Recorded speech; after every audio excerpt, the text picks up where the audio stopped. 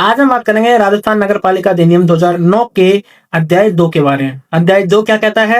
नगर पालिका का गठन और शासन। तो देखो इसमें धाराएं 3 से धाराएं 50 तक है, सबसे बड़ा चैप्टर है। लास्ट वीडियो में हमने धारा 3 से धारा 20 तक की थी। आज हम बात करेंगे धारा 21 से धारा 35 तक। ठीक है, अब इन धाराओं के अंदर क्या क्या है वो हम देखते हैं। तो देखो धारा 21 से ये है धारा 35। इसको हमने शॉर्ट के अंदर इसके नाम रखे हैं, बहुत एंड स्वीट है और आपको याद रखने के लिए आसानी होगी, तो इसका स्क्रीनशॉट आप ले सकते हो। ये धारावाइज है कि भाई धारा 21 के अंदर क्या है। तो देखो धारा 21 के अंदर क्या है? सदस्य बनने के लिए अर्हता यानी कि योग्यता। योग्यता। अब जैसे धारा 22 है, तो धारा 22 है एक से अधिक वार्ड से चुनाव लड़ने पर प्रतिबंध। तो आपको डायरेक्ट इसको पढ़ने से पता लग रहा है कि भाई धारा 22 क्या कहेगी? भाई एक जगह चुनाव लड़ सकता है, एक से अधिक वार्ड के अंदर चुनाव नहीं लड़ सकता। राइट। धारा 23 क्या है?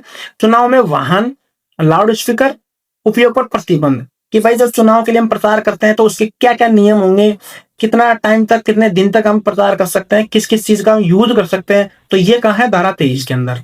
धारा 24 क्या कहती है? सदस्य के सामान्य निर्हरताएं। निर्हरताएं यानी कि डिस्क्वालिफिकेशन। भाई यहाँ पे डिस्क्वालिफिकेशन के लिए यूज किया है ये वर्ड, जो एक्ट के अंदर ओरिजिनल एक्ट में निर्हरता यूज करा है। धारा 25 है, तो जैसे मतदान का अधिकार। मतदान का अधिकार का मतलब है भाई किस किस को मत देने का अधिकार होगा, क्या एज होगी, क्या स्पेशल क्वालिफिकेशन भी होगी, इस तरीके से इसके अंदर रूल एंड रेगुलेशन है 25 के अंदर। धारा 26 है, तो मतदान की रीति। भाई मतदान होगा किस रीति से होगा, है मशीन से होगा या वॉलेट पेपर से होगा, इस तरीके से नियमावली है वो धारा 26 के अंदर है।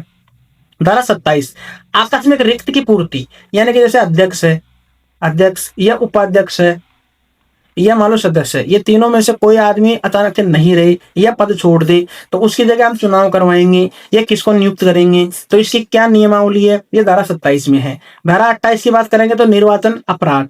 भाई निर्वाचन के टाइम पे किसी ने गलत तरीके से निर्वाचन नहीं लड़ लिया हो, गलत तरीके से जीत नहीं गया हो, उसके लिए दंड क्या होगा, तो इस तरीका था 28 में बात करेंगे। धारा 29 में बात करेंगे भ्रष्ट आचरण। Very very important. भाई किस किस तरीके का आदमी अगर कोई गलत काम करता होगा तो क्या क्या भ्रष्ट आचरण के अंदर माना जाएगा। अगर कोई भ्रष्ट आचरण कर रहा है तो वो चुनाव के लिए फिट नहीं होगा, ऑब्वियसली बात है। तो धारा 29। धारा 30 निर्वाचन में के मामलों में सिविल न्यायालय की अधिकारिता का वर्जन।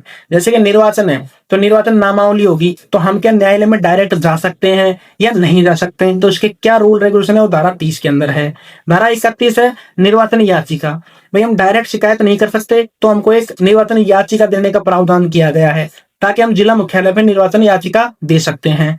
धारा 32 में क्या है? जिला न्यायाधीश के आदेश के विरुद्ध अपील।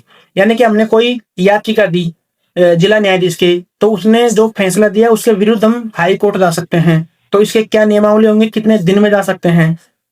धारा 33 की बात करेंगे तो सभी निर्वाचित अभ्यर्थी या निर्वाचन निरस्त होने की प्रक्रिया। ठीक है, अगर कोई निर्वाचन निरस्त कर दिया गया है किसी भी कारणवश तो उसकी जगह कौन सी धारा लगेगी, उसके जगह नियम कौन से लगेंगे और वहां प्रशासन कैसे काम करेगा या अगले चुनाव कैसे होंगे। धारा 34 की बात करेंगे तो आदेश एवं निर्णय की अंतिमता। यानी कि कोई भी काम हो या निर्वाचन हो, नामावली हो, मतदान हो, तो इसके लिए सबसे अंतिम फैसला कौन देगा, तो ये अंतिम फैसला किसका और मान्य भी होगा, ये धारा 34 में है। तो सबसे धारा 35 है अर्हताएं, यानी कि कुछ डिस्क्वालिफिकेशन है जिसको पूरी तरीके से ब्रॉड तरीके से दिया है, तो धारा 35 में दिया है। तो इन सबको आप एक स्क्रीनशॉट से आप ले सकते हो, उससे आपको आसानी से याद रहेगी कि भाई धारा 26 में क्या है। राइट। अब देखते हैं हम धारावाइज क्वेश्चन। अब जैसे प्रश्न संख्या 101, ये धारा देखो ये है जो धारा 20 का है, ये धारा 20 का क्वेश्चन है, लेकिन पिछले उसमें वीडियो में ये क्वेश्चन रह गया था इसलिए हमने इसको ज्ञान लिया। तो देखो बहुत इंपॉर्टेंट क्वेश्चन है इसलिए इसको यहाँ पुटअप करना पड़ा। क्या क्वेश्चन है? राजस्थान नगर पालिका अधिनियम 2009 के अनुसार निर्वाचन नामावली।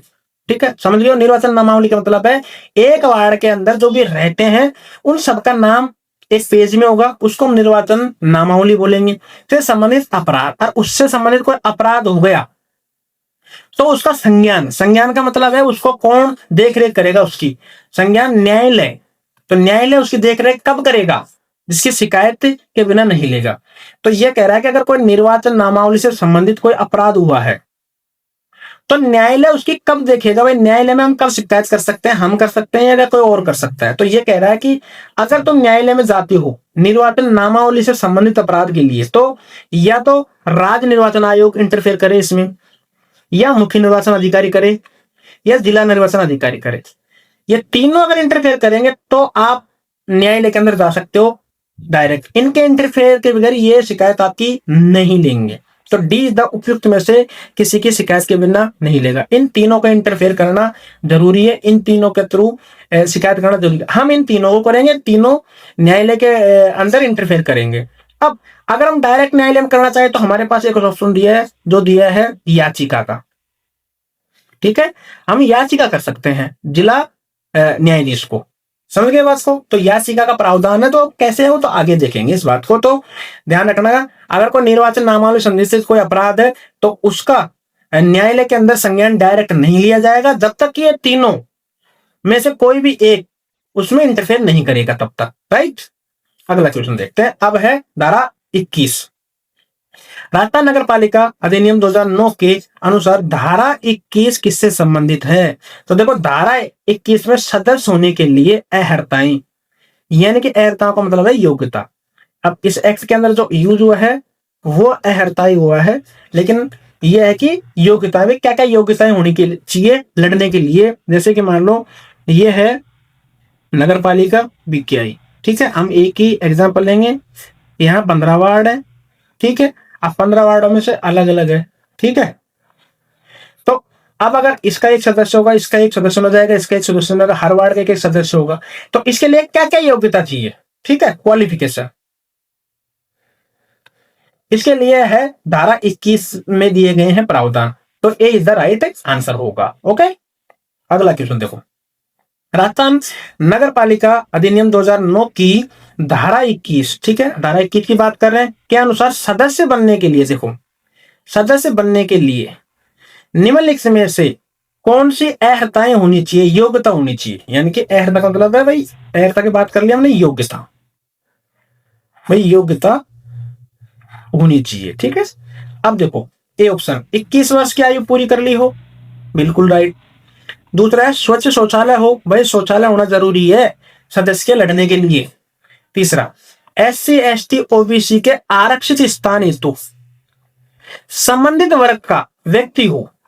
भाई ऐसा नहीं हो कि जैसे ये एक नगर पालिका है, ठीक है, जैसे बीकेआई है, ठीक है, 15 वार्ड है। अब 15 वार्ड के अंदर जैसे ये है चौथा वार्ड, मान के चलो ये है चौथा वार्ड, ठीक है, इसमें ST की सीट आई, तो इस सदस्य के लिए ये योग्यता कहलाएगी कि भाई ये ST का ही हो, अगर ये रिजर्व सीट आई है तो। समझ रहे हो बात को? ये बात ये कहना चाह रहा है, किसी में SC का है तो वो SC का सीट होनी चाहिए, OBC का है तो OBC के लिए। तो उस जो वार्ड के लिए सदस्य के लिए जो चुनाव लड़ रहा है उसके लिए ये योग्यता रहेगी। उपरोक्त सभी, तो तीनों को तीनों होने चाहिए, तो D is the right answer. समझ गए हो? अगला क्वेश्चन, राजस्थान नगर पालिका अधिनियम 2009 के अनुसार कतिपय स्थान पर निर्वाचन के लिए विशेष अर्हता क्या है? ठीक है, अब देखो ये विशेष अर्हता पूछा है, तो देखो कतिपय स्थान कौन चुनेगा? पहले तो राजस्थान सरकार चुनेगी, राजस्थान गवर्नमेंट कुछ स्थान चुनेगी, यानी कि इसके लिए ये मान लो कि कुछ स्थान होंगे, इसको समझने के लिए कुछ स्थान होंगे। ठीक है, कुछ स्थान होंगे हर नगर पालिका के अंदर। ठीक है, उनको कौन, कुछ स्थान का मतलब है जैसे ये एग्जाम्पल के साथ साथ समझेंगे, जैसे बांदीकुई है, ठीक है, जैसे बांदीकुई है, अब बांदीकुई के अंदर बीकेआई, ठीक है, अब बांदीकुई के अंदर 15 वार्ड है, ठीक है, ये 15 वार्ड हो गए, मान के चलो ये 15 वार्ड। अब ये कह रहे हैं कि इस 15 वार्डों में से शायद राजस्थान सरकार 2 वार्डों के लिए या 3 वार्डों के लिए, 3 वार्डों के लिए विशेष योग्यता मांगेगा, स्पेशल क्वालिफिकेशन। ठीक है, अब विशेष क्वालिफिकेशन क्या होगा? तो इसके लिए 21 से 35 वर्ष के बीच में हो भाई। समझ गए बात को? तो B is the right answer. आयु क्या होगी, 21 से 35 वर्ष के बीच हो। किसमें, विशेष अर्हता में, स्पेशल क्वालिफिकेशन। ये स्पेशल क्वालिफिकेशन किसके लिए चाहिए, एक नगर पालिका के अंदर कुछ स्थान तय करेगा। कौन करेगा, राज्य सरकार करेगी। कौन करेगी, राज्य सरकार तय करेगी कि भाई ये 2 स्थान है, इनके लिए हम स्पेशल क्वालिफिकेशन चाहिए हमको। तो उस स्पेशल क्वालिफिकेशन वाले वार्ड के लिए कितनी उम्र चाहिए, आयु 21 से 35 वर्ष के बीच हो। B is the right answer. समझ गए बात को, कतिपय स्थान क्या है, तो इसको एक बार ध्यान से देख लीजिएगा, तो B is the right answer होगा। अगला क्वेश्चन देखो भाई, बहुत इंपॉर्टेंट है और बहुत कंफ्यूजिंग वाले क्वेश्चन है ये सारे के सारे। ये 4 क्वेश्चन आएंगे, बहुत अच्छे से देखिएगा।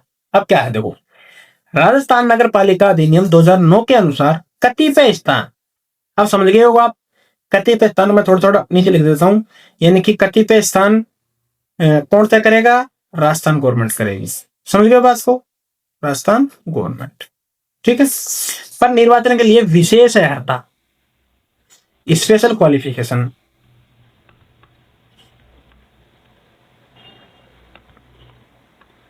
स्पेशल क्वालिफिकेशन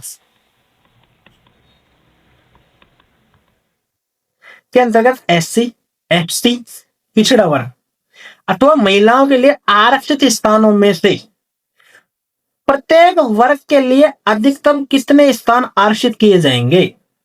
यानी कि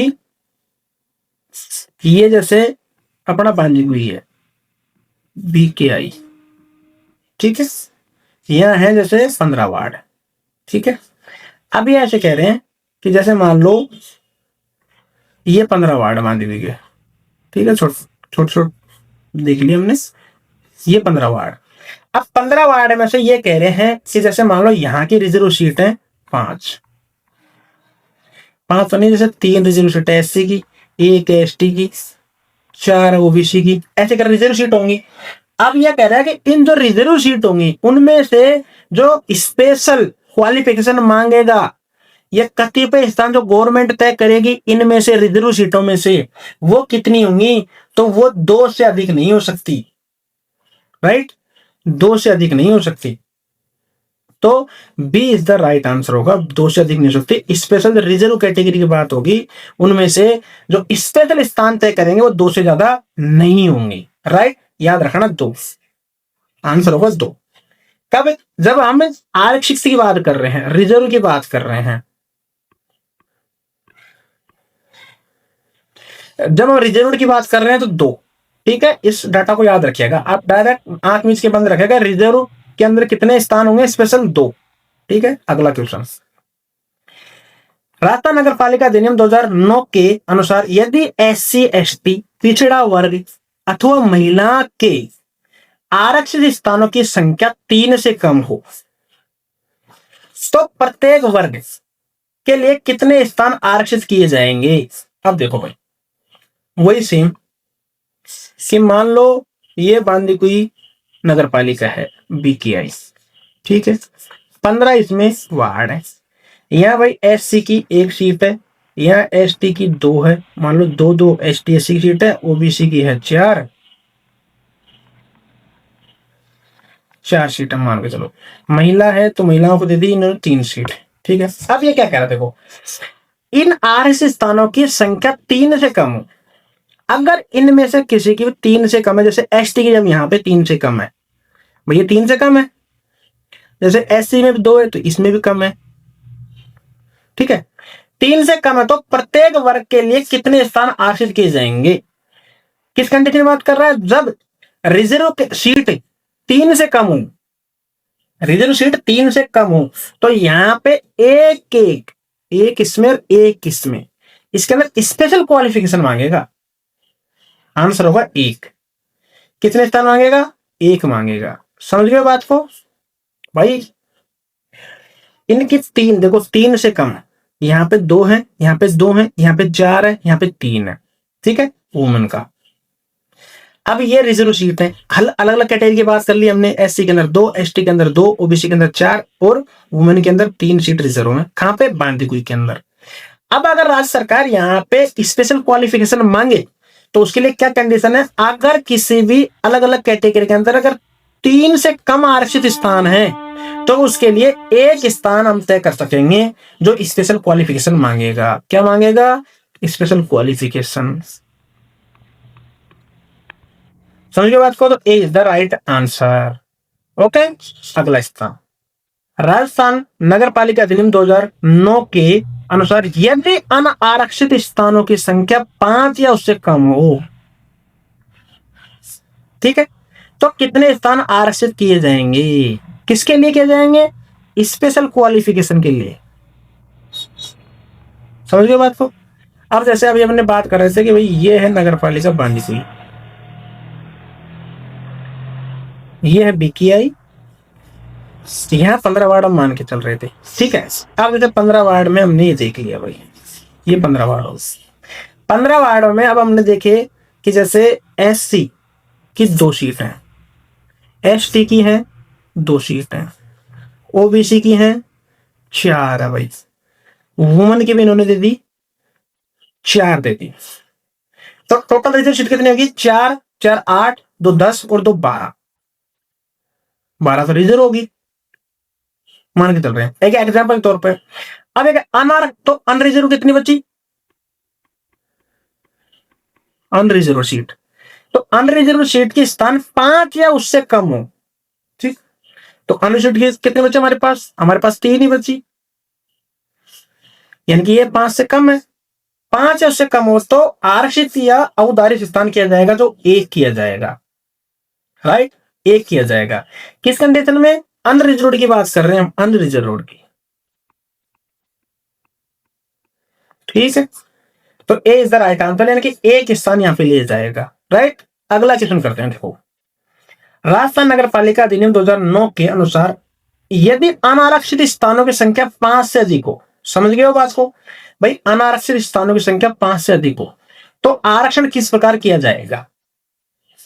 तो इसमें यह कह रहा है कि भाई जैसे ये हमारे पास नगर पालिका सी बीकेआई, ठीक है, 15 वार्ड थे, इसमें एससी का 1 है, एसटी का 1 है, ओबीसी इसके अंदर नहीं है, 0 है मान लो, और वुमेन का दे दिया इसमें 2 सीट, तो कितनी सीट रिजर्व होगी? 4 सीट रिजर्व होगी ओनली। ये एग्जाम्पल की तौर बात कर रहे हैं। अनरिजर्व कितनी बच गई? अनरिजर्व बची है हमारे पास 15 में से 9। अब ये क्या कह रहा है? देखो, प्रत्येक 5 स्थानों के खंड में से एक स्थान आरक्षित किया जाएगा, समझ गए? तो ये जो 9 है अनरिजर्व 9 सीट है, उनमें से हमने 5 सीट और 4 सीट 2 जगह बांट ली, तो इन 5 की जगह तो एक दे देंगे हम स्पेशल क्वालिफिकेशन, स्पेशल क्वालिफिकेशन, ठीक है। तथा 5 से कम शेष भाग को छोड़ दिया जाएगा, और जो 4 जगह बची अनरिजर्व, यहां हम 0 रखेंगे, यहां स्पेशल क्वालिफिकेशन नहीं मांगेंगे। तो A is the right answer. समझ गए हो? हमने एग्जाम्पल के तौर पर आपको समझा दिया है, A is the right answer, ठीक है।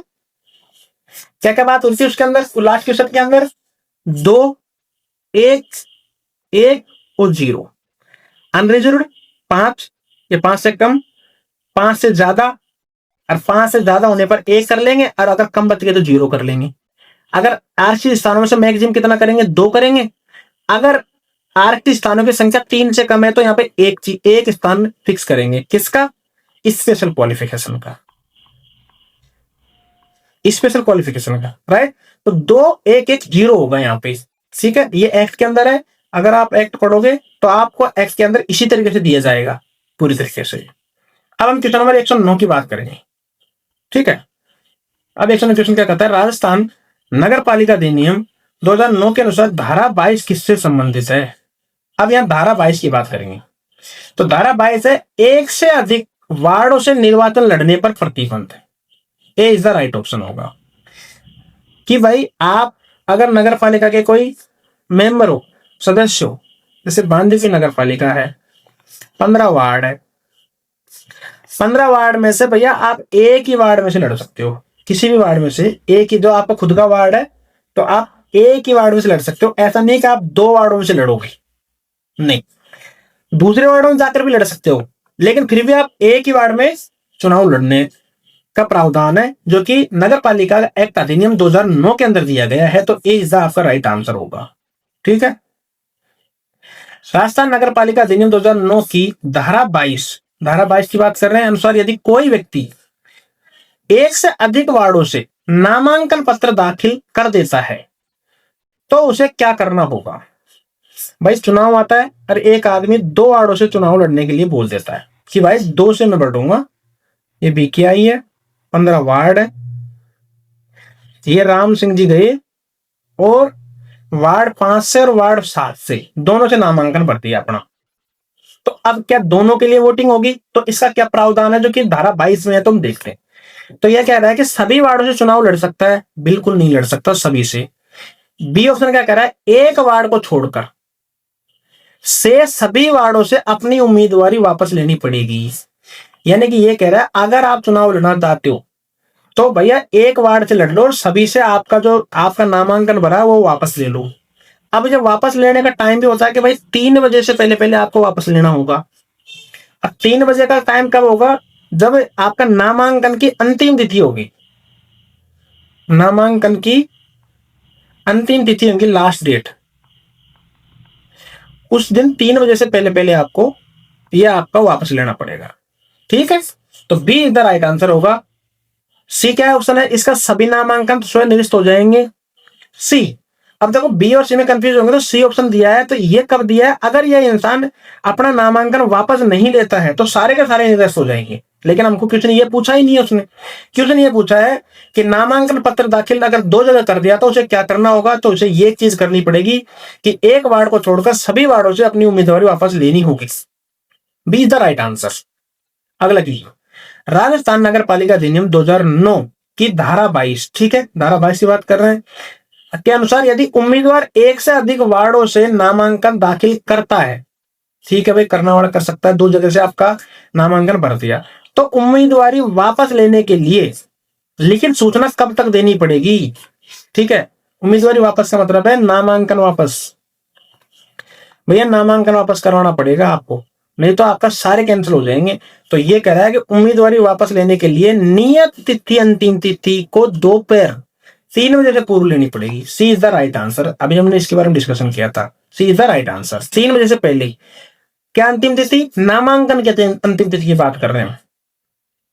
अगला क्वेश्चन की बात करेंगे, राजस्थान नगर पालिका अधिनियम 2009 की धारा 22, ठीक है, यदि कोई उम्मीदवार एक से अधिक वार्ड से नामांकन दाखिल करने के बाद एक स्थान को छोड़कर शेष स्थानों से समय पर उम्मीदवारी वापस नहीं लेता तो क्या होगा। ठीक है, ये कह रहा है कि भाई अपना नामांकन वापस नहीं लेगा। अगर वापस नहीं लिया नामांकन तो सभी वार्डों के लिए उसकी उम्मीदवारी निरस्त कर दी जाएगी। B is the right answer. कहीं से भी चुनाव नहीं लड़ सकता, कहीं से सारे नामांकन उसके कैंसिल करे जाएंगे, जीरो, उसकी भागीदारी जीरो कर दी जाएगी पूरे ही चुनाव के अंदर। तो B is the right answer, सभी वार्डों के लिए उसकी भागीदारी निरस्त कर दी जाएगी। राइट। अगला, राजस्थान नगर पालिका अधिनियम 2009 के अनुसार धारा 23 किससे संबंधित है। तो धारा 23 के अंदर हम बताते हैं कि जब चुनाव होंगे उसमें वाहन ध्वनि यानी कि गाने, अलग तरीके के गाने चलाए जाएंगे, लाउड स्पीकर आदि का उपयोग पर प्रतिबंध है। A is the right answer. 23 कहता है कि प्रचार के लिए जो भी सामान हम यूज करेंगे उसके लिए क्या नियम होंगे। तो इसके लिए जो प्रतिबंध दिए गए हैं वो धारा 23 में दिए गए हैं चुनाव।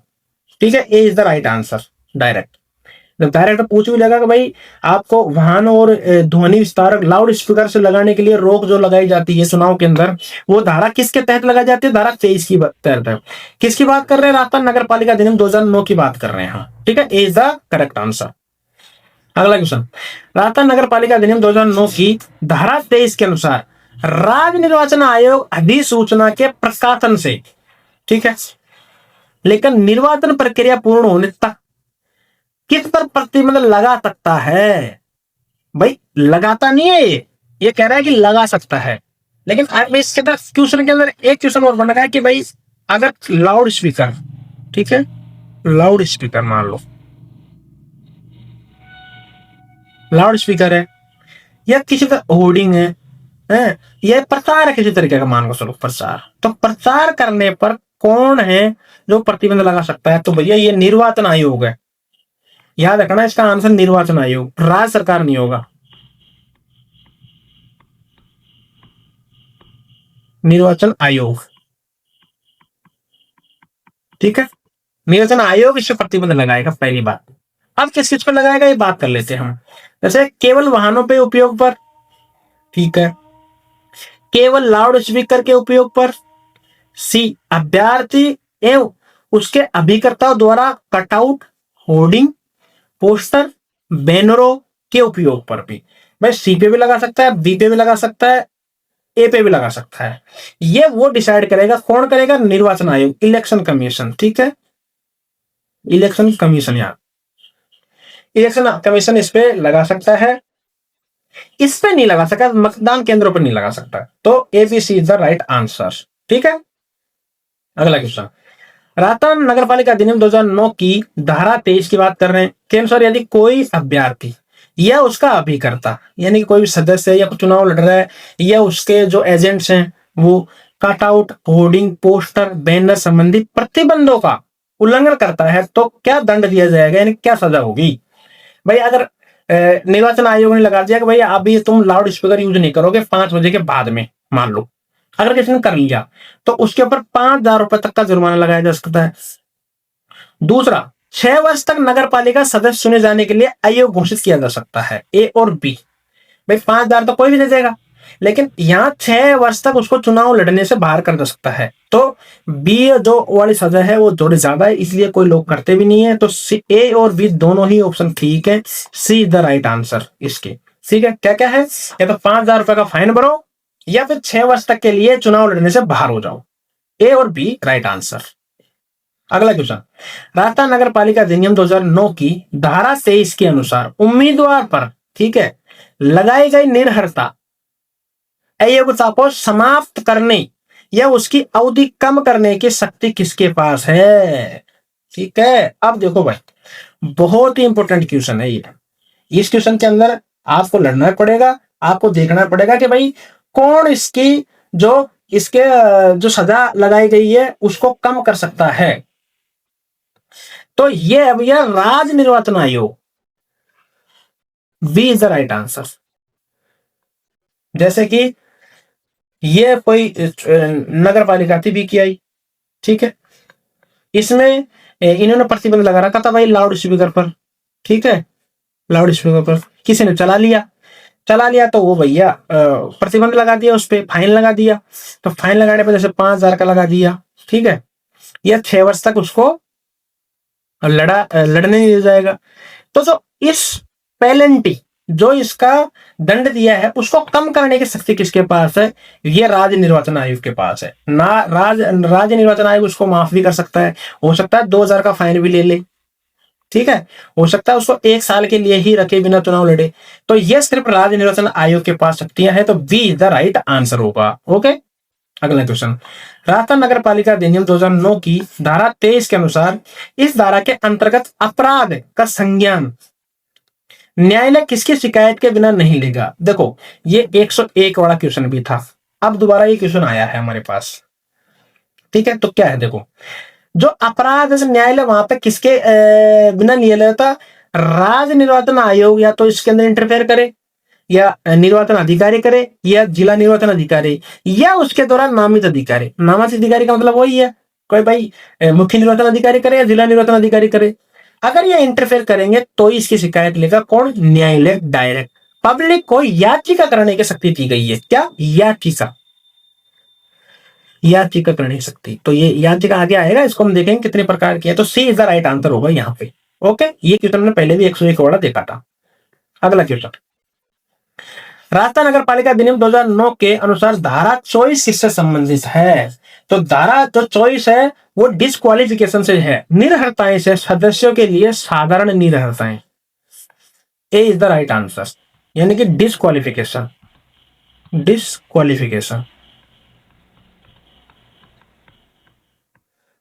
TION, ठीक है। सदस्यों के लिए नॉर्मल जो कौन सी डिस्क्वालिफिकेशन है वो है जो धारा 24 के अंदर ली गई है, राइट। अब क्या क्या है देखो आगे, राजस्थान नगर पालिका अधिनियम 2009 की धारा 24 के अनुसार निम्न में से कौन सी स्थिति सदस्य के लिए साधारण निरर्हता मानी जाएगी? अब भाई इनमें से कौन सी कंडीशन है जो निरर्हता डिस्क्वालिफिकेशन मानी जाएगी? ये कह रहा है ये, ठीक है, डिस्क्वालिफिकेशन। QLA कर देते हैं। पहला ए ऑप्शन पढ़ते हैं, नैतिक अदमता।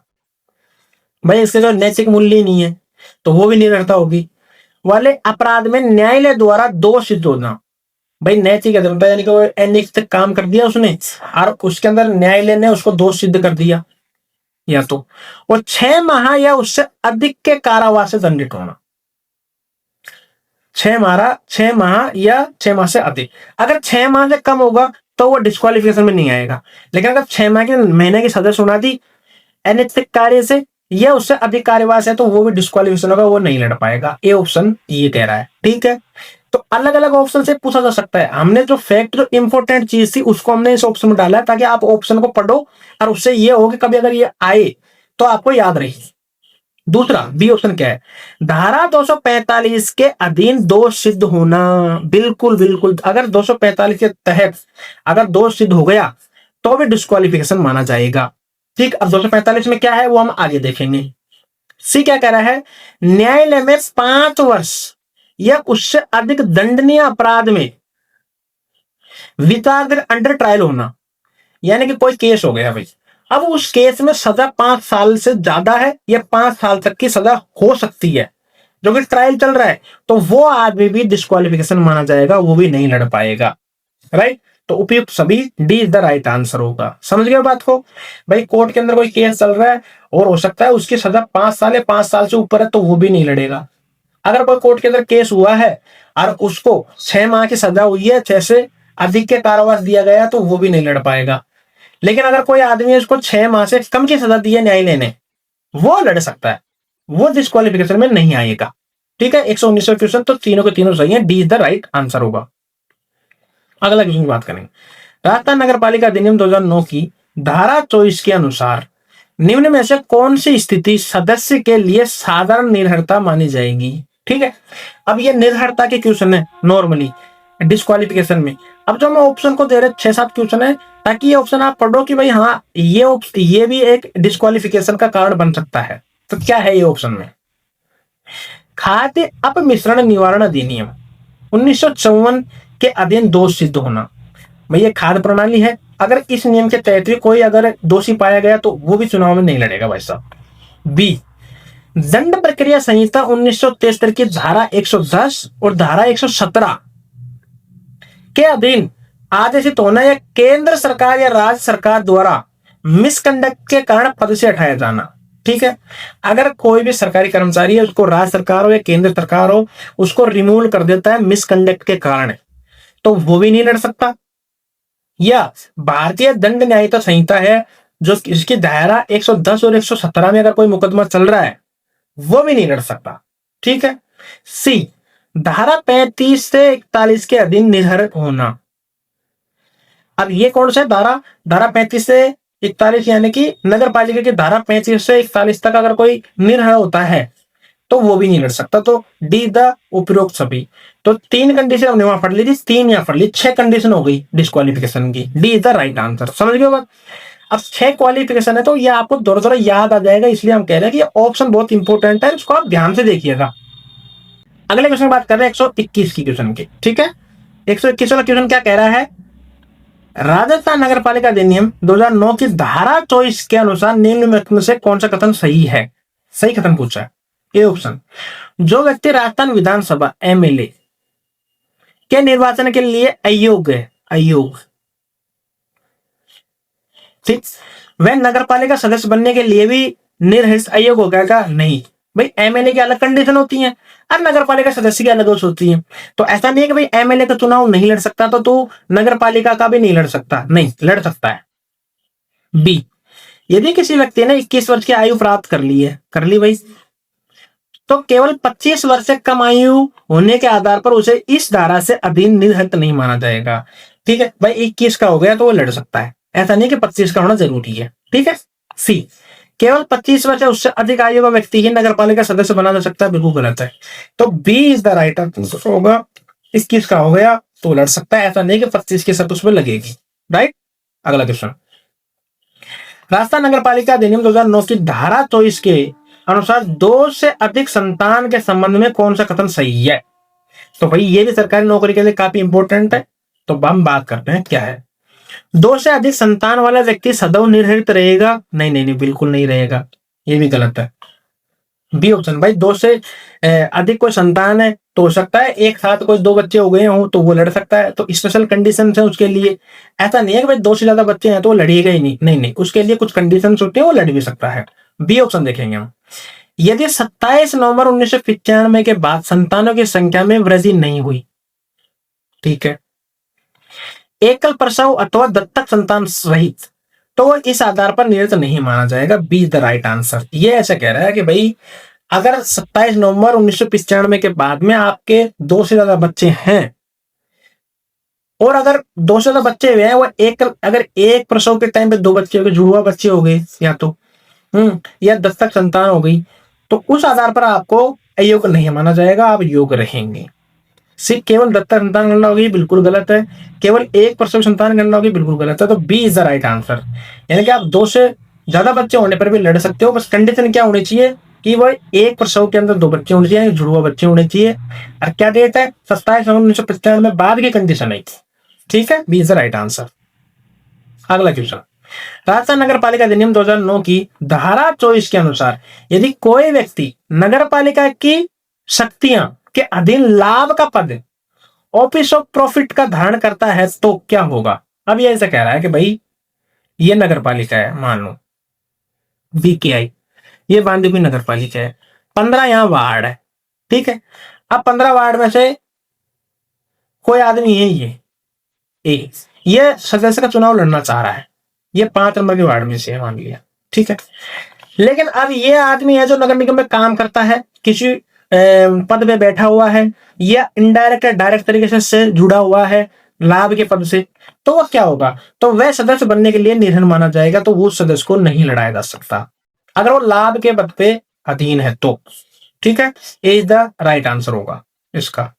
अगला क्वेश्चन, राजस्थान नगर पालिका अधिनियम 2009 की धारा 24 के अनुसार यदि कोई व्यक्ति नगर पालिका के विरुद्ध अधिवक्ता वकील के रूप में पैरवी करता है तो क्या होगा? अगर कोई वही वकील है, ठीक है, और वो कोई केस लड़ रहा है, ठीक है, किसके विरुद्ध? नगर पालिका, तो उसको भी भाई वो नहीं लड़ाया जा सकता। ए इज द राइट आंसर। लेकिन ये कंडीशन क्या है? ये हर किसी के लिए नहीं कि भाई सारे वकील नहीं लड़ सकते, नहीं नहीं नहीं नहीं। ये जैसे बीकेआई है, 15 नंबर का वार्ड है, ये वार्ड है। अब इस वार्ड का कोई व्यक्ति है जो केस लड़ रहा है, ये 2 नंबर का वार्ड है, ठीक है, ये कोई केस लड़ रहा है, तो अब ये यहां सदस्य के लिए नहीं लड़ सकता क्योंकि यहां नगर पालिका के खिलाफ ये केस लड़ रहा है, इसलिए, ठीक है। तो A is the right answer. अगला सुन, राजस्थान नगर पालिका अधिनियम 2009 की धारा 24 के अनुसार यदि किसी व्यक्ति पर 2 वर्ष से अधिक समय से नगर पालिका का कोई बकाया हो तथा उसकी वसूली की कार्यवाही प्रारंभ कर दी चुकी हो तो क्या होगा? यानी कि कोई व्यक्ति है जो नगर पालिका का उधार नहीं चुका पा रहा, ठीक है, अब इसका ऐसा दर्श होगा, वो 2 वर्ष हो गए उसको, ठीक है, उसका उधार नहीं दे रहा। भाई कोई भी टैक्स वगैरह है, कोई टैक्स है या कोई फाइन है या किसी भी तरीके का कोई पेनल्टी है, वो 2 साल हो गए, 2 साल से नहीं चुका पा रहा और उसके खिलाफ नोटिस निकाल दिए गए हैं, तो वो व्यक्ति भी नहीं लड़ सकता, वो भी अयोग्य माना जाएगा। अयोग्य, समझ गए बात को? अयोग्य, ठीक है। अगला क्वेश्चन, राजस्थान नगर पालिका अधिनियम 2009 की धारा 24 के अनुसार यदि कोई व्यक्ति सक्षम न्यायालय द्वारा किसी अपराध में दोषी कन्विक्टेड हो गया हो तो क्या होगा? भाई अगर किसी में दोषी हो गया हो तो वो कैसे लड़ सकता है? वो तो अयोग्य होगा ना। ए इज द राइट आंसर, अयोग्य होगा, बिल्कुल, वो बिल्कुल भी नहीं लड़ सकता, ठीक है, A is the right answer. अगला क्वेश्चन, राजस्थान नगर पालिका अधिनियम 2009 की धारा 24 के अनुसार यदि कोई व्यक्ति, देखो, विश्वविद्यालय, निगम निकाय, कोई उपक्रम है, सहकारी समिति का कोई है, राज्य सरकार द्वारा नियंत्रित या पोषित वित्त पोषित संस्था में वेतन या पूर्णकालीन नियुक्ति धारण करता है तो क्या होगा? तो भाई वो भी नहीं लड़ सकता, समझ रहे हो? यानी कि वही है, A is the right answer. आगे कोई भारत सरकार द्वारा, ये राजस्थान सरकार द्वारा किसी भी तरीके से कोई विश्वविद्यालय है, ऑटोनोमस बॉडी है, नगर निकाय है, उपक्रम है, सहकारी संस्थाएं हैं, इसमें कोई काम कर रहा है, पद पे है, तो वो भी सदस्य चुनाव लड़ने से बाहर रहेगा, वो भी अयोग्य कहलाएगा। क्या? अयोग्यता के अंदर आएगा। ठीक है, तो अयोग्यता की हमने बहुत सारी कंडीशन देख ली है। अगला क्वेश्चन, राजस्थान नगर पालिका अधिनियम 2009 की धारा 24 के अनुसार यदि कोई व्यक्ति स्वयं या उसका परिवार का सदस्य अथवा साझेदार, ठीक है, यानी कि उसका पार्टनर, नगर पालिका के साथ किसी संविदा पे, कॉन्ट्रैक्ट पे, नियोजन या अनुबंध में प्रत्यक्ष या अप्रत्यक्ष परोक्ष रूप से हित या भागीदार रखता हो तो क्या होगा? तो भी उस व्यक्ति को नहीं लड़ाया जा सकता, तो भी वह व्यक्ति अयोग्य कहलाएगा। ठीक है, अयोग्य वो अलग बात है, कोई अयोग्य होता नहीं है। जैसे बहुत सारे हैं जिसकी वाइफ गवर्नमेंट में काम कर रही है आसपास और उसका पति लड़ रहा है, तो वो अलग है कि लड़ रहा है, लेकिन अयोग्यता के अंदर आता है क्या? उसका परिवार का सदस्य, उसका परिवार में क्या है राजस्थान के हिसाब से? माता पिता, बच्चे, और कोई अगर उसका पार्टनर है वो कोई भी किसी भी संविदा पे या कहीं पे भी उसमें लग नहीं रहा हो उस नगर पालिका में जिससे वो चुनाव लड़ रहा है, तो वहां से वो अयोग्य हो जाएगा। Is the right answer. तो ये अयोग्यता की हमने बहुत सारी कंडीशन पढ़ ली है। अगर कोई क्वेश्चन आएगा तो इन ही कंडीशन से आएगा आपके पास, आप निश्चिंत रहिए। अगला क्वेश्चन, धारा 25। तो राजस्थान नगर पालिका अधिनियम 2009 के अनुसार धारा 25 किससे संबंधित है? तो धारा 25 है जो मतदान का अधिकार से संबंधित है। A is the right answer. आपको डायरेक्ट पूछ लिया जाएगा, स्टार लगा दीजिएगा, मतदान का अधिकार किस धारा के अंदर है?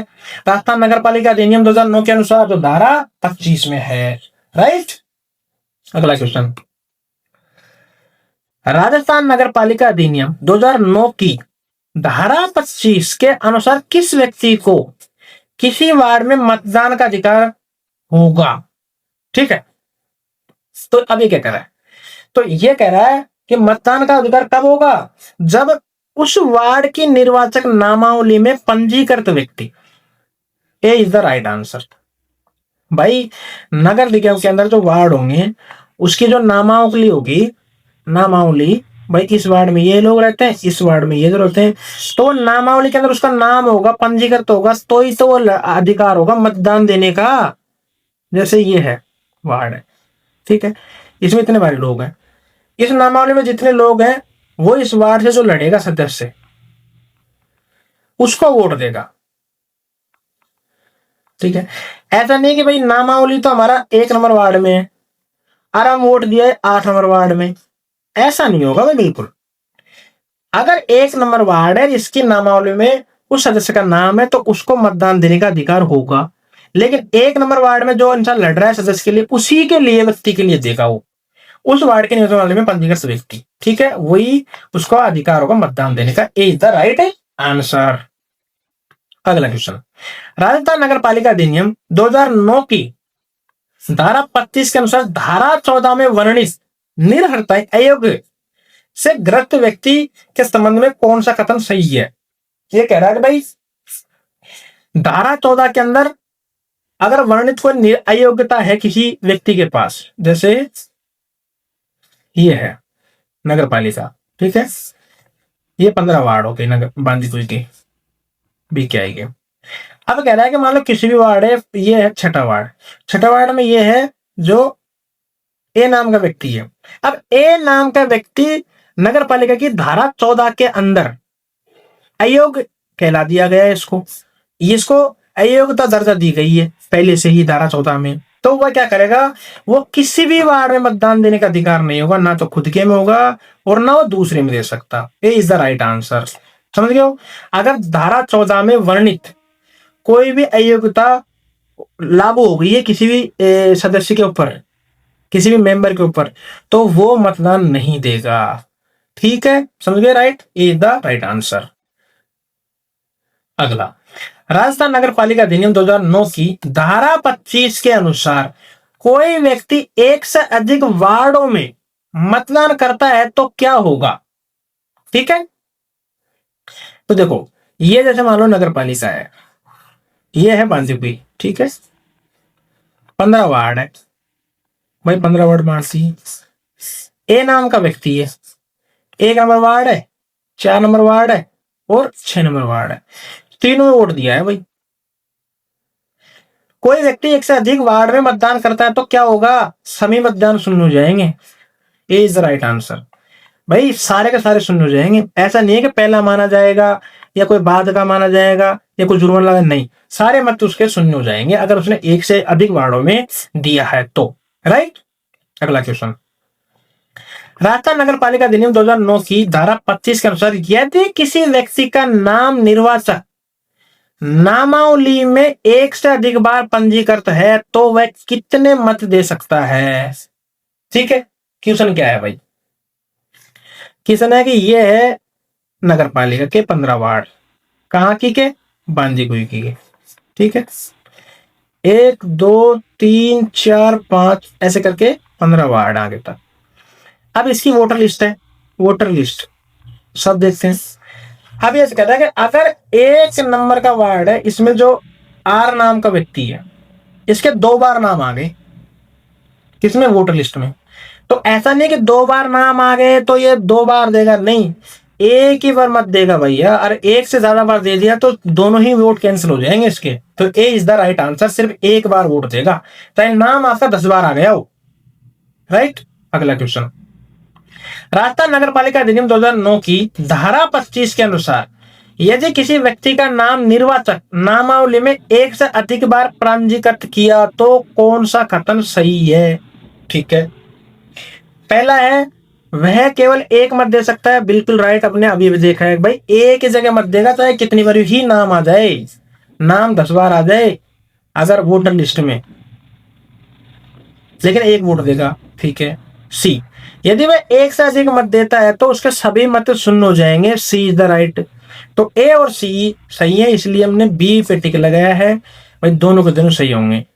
ठीक है, ए और C, B is the right answer. ठीक, अब इसमें डी ऑप्शन में दे रखा है उपरोक्त सभी, ए भी सही है, सी भी सही है, ए बी सी, तो उपरोक्त सभी इज द राइट आंसर। ठीक है, D is the right answer.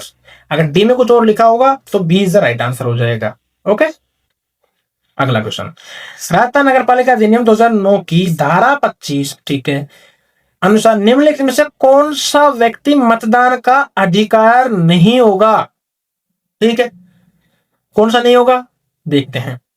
पहला, कारागार में बंद व्यक्ति, अगर कोई जेल में है तो व्यक्ति वोट नहीं देगा क्या, बिल्कुल नहीं देगा भाई, नहीं दे सकता, नहीं देगा। ठीक है, मैं जेल से थोड़ी आएगा देने के लिए, वोट देने के लिए, नहीं देगा। बी, पुलिस अभिरक्षा में रखा गया है, भाई पुलिस कस्टडी में है कोई तो देगा क्या, नहीं देगा। ये भी सही है। तीसरा, निवारक निरोध प्रिवेंटिव डिटेंशन को छोड़कर किसी दंडा आदेश के अधीन निरुद्धित व्यक्ति, ठीक है भाई, ऐसे छोटे मोटे केस छोड़ देंगे भाई, उसके अंदर समझौता किया जा सकता है, कोई बड़ा नहीं है, उन छोटे मोटे केसों को छोड़कर अगर कोई दंड वाला केस है, ठीक है, और उसका कोई के अधीन निरुद्ध व्यक्ति है तो उसको भी भाई नहीं देगा भाई, वो भी नहीं देगा। ठीक है, कोई बड़ा केस है, क्रिमिनल केस है तो उसको सिर्फ निवारक निरोध जो कि समझौता कराया जा सकता है, निपटारा कराया जा सकता है, प्रिवेंटिव डिटेंशन छोटे मोटे केस होते हैं, तो ये सबके सारे हैं, सारी की सारी कंडीशन इज द कि कोई व्यक्ति इसमें से नहीं देगा। और सबसे ज्यादा है सी इंपॉर्टेंट, अगर प्रिवेंटिव डिटेंशन है तो वो व्यक्ति क्या मत देगा, क्या देगा। तभी तो कहा है कि निवारक निरोध प्रिवेंटिव डिटेंशन को छोड़कर किसी दंडा आदेश के अधीन विरुद्ध व्यक्ति। राइट। अगला व्यक्ति, राजस्थान नगर पालिका अधिनियम 2009 के अनुसार धारा 26 किससे संबंधित है। धारा 26 है निर्वाचन में मत देने की रीति। ए इज द राइट आंसर। भाई हमने मतदान का अधिकार देख लिया, अब मतदान किस प्रकार से करा जाएगा, तो मतदान की ये रीति होगी कि भाई बैलेट पेपर से कराया जाएगा, है क्या, एक का वोट कोई दूसरा दे सकता है क्या, ये आदमी का वोट क्या बी दे सकता है क्या, बिल्कुल नहीं दे सकता। ठीक है, वोट क्या जैसे पेपर से मत पत्र से करवाया जाएगा। ठीक है, अगर मान के चल मत पत्र नहीं लगे इसमें, अगर मशीनों का यूज करे मतदान में तो कौन करेगा, राज्य निर्वाचन आयोग करेगी, इलेक्शन कमीशन करेगा। तो इस तरीके की चीजें तो धारा 26 में है। तो पहला क्या है, निर्वाचन में मत देने की रीति। उसकी रीति का मतलब होता है कि भाई एक विहित प्रेक्षक एक फॉर्मेट होता है प्रॉपर, भाई इस तरीके से मतदान करेंगे, इस तरीके से गिनती होगी। तो ये प्रॉपर जो एक नियम बाय नियम बना के रखते हैं कि भाई एक नंबर पे ये होगा, दूसरे पे ये होगा, तीसरे पे ये होगा, चौथे पर ये होगा, इस तरीके से हम काउंटिंग करेंगे, इस तरीके से मशीन बंद करेंगे, इस तरीके से रखेंगे। तो ये एक रीति होती है, बिल्कुल प्रॉपर एक फॉर्मेट होता है। ये इज द राइट आंसर। अगला क्वेश्चन, राजस्थान नगर पालिका अधिनियम 2009 की धारा 26 ठीक है के अनुसार निर्वाचन में मतदान के संबंध में कौन सा कथन सही है? ठीक है, पहला विहित रीति, ठीक है, बिल्कुल प्रॉपर एक जो डॉक्यूमेंटेशन के तहत मतपत्र बैलेट के द्वारा मतदान किया जाएगा, इज द राइट आंसर, बिल्कुल बैलेट से किया जाएगा। बी प्रोक्सी के माध्यम से मतदान नहीं होगा, बिल्कुल नहीं होगा, ये भी सही आंसर है। प्रोक्सी का मतलब है कोई एक आदमी है और वह कह दे बी से कि यार भाई मेरा वोट दिया ना, या कोई ए आदमी दिल्ली में है और राजस्थान बोल दे भाई मेरा वोट डाल देना, तो ये जगह का बिल्कुल नहीं देगा। तो सी, ए और बी दोनों ही सही है, उपरोक्त सभी दी इज द राइट आंसर। समझ गए बात को? बैलेट पेपर से करवाए जाएंगे और प्रोक्सी वोट नहीं दे सकता, दोनों कंडीशन ठीक है। अगला क्वेश्चन, राजस्थान नगर पालिका अधिनियम 2009 की धारा 26 के अनुसार प्रत्येक निर्वाचक के संबंध में कौन सा कथन सही है? ठीक है, निर्वाचक ऑप्शन पढ़ते हैं। ए, उसका एक ही मत देगा, बिल्कुल एक भी कोई वोटर है, ठीक है, निर्वाचक है, वोटर एक ही वोट दे सकता है अपने वार्ड में, चाहे उसका नाम 10 बार आ गया और अगर 1 से बार ज्यादा दिया तो वो उसका 0 हो जाएगा वो, ठीक है। बी, वह केवल एक ही उम्मीदवार को मत दे सकता है, बिल्कुल ये भी राइट है। अब भाई जैसे ये तो हम सब देखते हैं कि भैया जैसे वार्ड 1 है, यहां से ए भी उठ रहा है, बी भी उठ रहा है, सी भी उठ रहा है, लेकिन जो यहाँ के निर्वाचक है, जो वोटर है, वो ऐसे नहीं कि सबको दे सकते हैं, एक को दे सकते हैं, अरे एक बार दे सकते हैं। तो ए और बी दोनों सही हैं, सी इज द राइट आंसर, उपरोक्त सभी।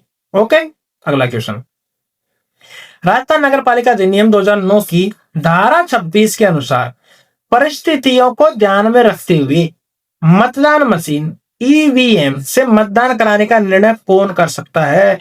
इंपॉर्टेंट भैया, ध्यान रखना।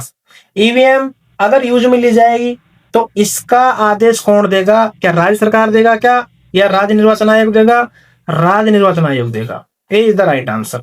ठीक है, अब भाई इन दोनों ऑप्शन में आप कंफ्यूज हो गए ए और बी में, लेकिन ध्यान रखना जब भी राज्य निर्वाचन आयोग या राज्य सरकार आएगी, ऐसे ऑप्शन आए तो उस क्वेश्चन को थोड़ा ध्यान से देख लेना कि किसका कौन कर रहा है, लास्ट का जो ऑर्डर कर रहा है किसका कौन कर रहा है।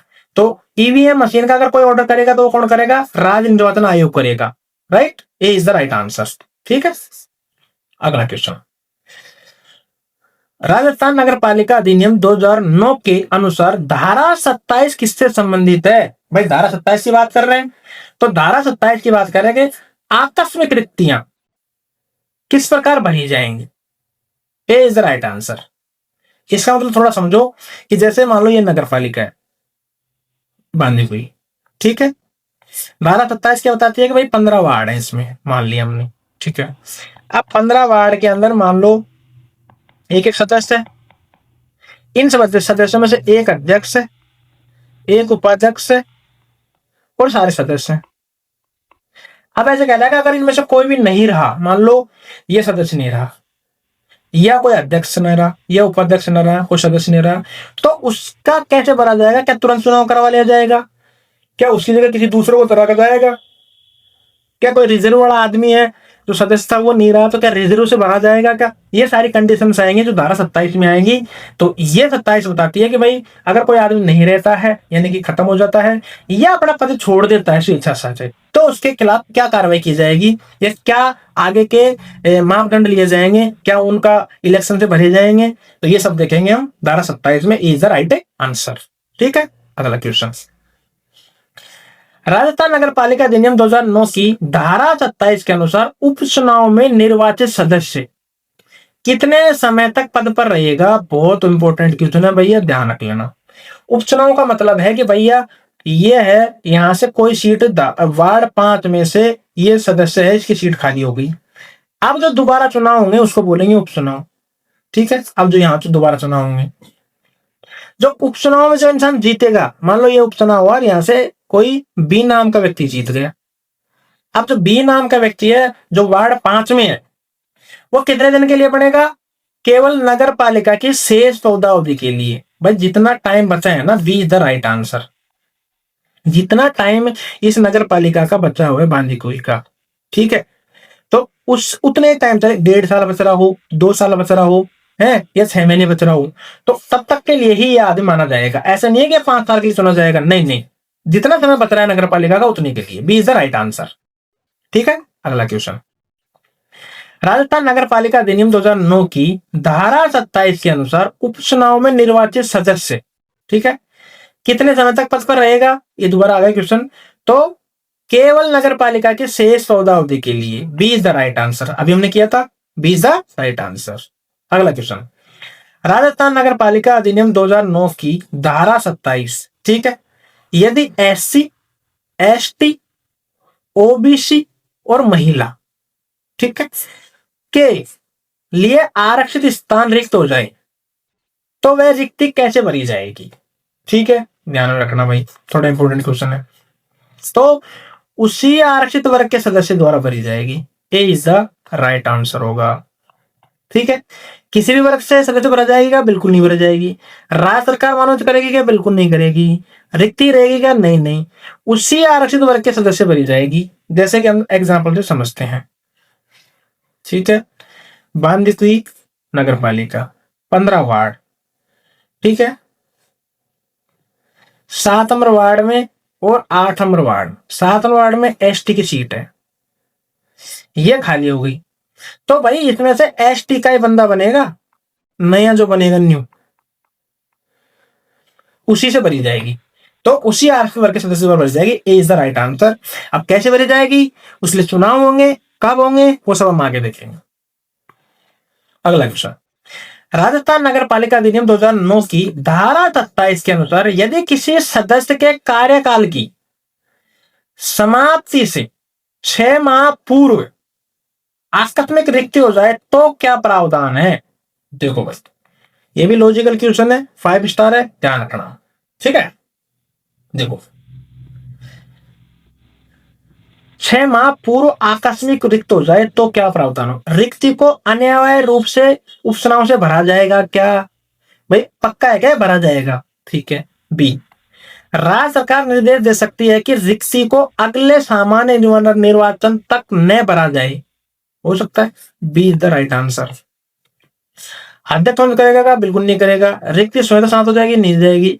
रिक्ति को अनिवार्य रूप से उपचुनाव से भरा जाएगा क्या? अब देखो, ये ऑप्शन और बी है, तो यहाँ का B is the right answer होगा कि राज्य चुनाव मना भी कर सकती है। अब किस कंडीशन में करेगी वो हम देखते हैं इसके अंदर, इसको थोड़ा सा खुल के देखते हैं क्वेश्चन को। तो भैया जैसे ये है बांदीकुई, ठीक है, बी की आई 15 वार्ड है, 1 2 3 4 5 5 4 3 2 1 ऐसे करके पूरा 15 वार्ड है नीचे तक। ठीक है, 6 7 और नीचे तक चलेंगे। अब ऐसे कह रहे हैं कि भैया जो 4 नंबर का है ना, ये ए आदमी है जो यहाँ का सदस्य था, चुनाव जीता।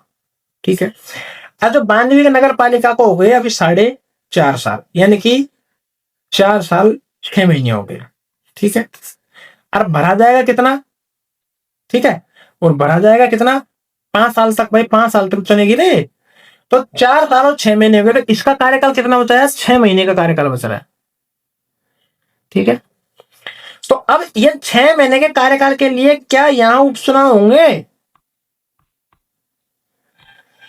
ठीक, अब राजस्थान सरकार के पास ये पावर है कि हो सकता है ये राज्य सरकार के पास होगी, देख लेना ये पास, राजस्थान गवर्नमेंट के पास पावर है। ये इलेक्शन कमीशन के पास पावर नहीं है कि वो चुनाव उपचुनाव करा भी सकती है, नहीं भी करा सकती। अगर 6 माह से ज्यादा का टाइम है तो महा चुनाव होंगे उपचुनाव, और 6 माह से कम का टाइम है तो उपचुनाव नहीं होंगे। होंगे? नहीं होंगे। 6 माह से ज्यादा का टाइम बच रहा है नगर पालिका का तो चुनाव होगा, 6 माह से कम का अगर टाइम बच रहा है तो उपचुनाव नहीं होगा। और अगली तो राज्य सरकार निर्देश कर सकती है कि रिक्ति को अगले सामान्य निर्वाचन तक न भरा जाए। B is the right answer. कब? जब 6 माह से कम का समय हो इसके पास नगर पालिका। अगर 6 माह से ज्यादा का हो रहा है तो फिर रिक्ति को अनिवार्य रूप से भरा जाएगा। ए इज द राइट आंसर हो जाएगा। ठीक है, मैंने दोनों ही कंडीशन बता दी। बी कब है? जब 6 माह से कम का समय है, तो बी सही होगा। अगर 6 माह से ज्यादा का समय बच रहा है नगर पालिका का, तो ए ऑप्शन सही होगा। ठीक है, दोनों ही ऑप्शन मैंने क्लियर करके बता दिए हैं। 6 माह से कम होगा तो राज्य सरकार निर्देश कर सकती है कि भाई चुनाव नहीं करवाए जाएंगे अगले सामान्य निर्वाचन तक। यहां बी ऑप्शन सही है, लेकिन अगर 6 माह से कम आए या 6 माह से ज्यादा का समय बच रहा है, अगर 6 माह से ज्यादा का समय बच रहा है तो चुनाव होंगे, उपचुनाव होंगे और अनिवार्य रूप से करवाई जाएंगे। ठीक है, ये क्वेश्चन आपको क्लियर हो गया होगा, स्टार लगा लीजिएगा, ये कंफ्यूज करने वाला क्वेश्चन है। राइट, अगला क्वेश्चन। राजस्थान नगर पालिका अधिनियम 2009 के अनुसार धारा 28 किससे संबंधित है? तो धारा 28 है जो निर्वाचन अपराध से संबंधित है। A is the right answer. भाई निर्वाचन से संबंधित कौन कौन से अपराध है वो हम देखेंगे। मैं अलग झूठा या मिथ्या कुछ झूठी घोषणा दे दी, झूठा को सर्टिफिकेट दे दिया, उससे रिलेटेड। ठीक है, तो A is the right answer. Okay, अगला क्वेश्चन। राजस्थान नगर पालिका अधिनियम 2009 की धारा 28 के अनुसार निर्वाचन अपराधों में संबंध में किस अधिनियम के उपबंध लागू होंगे?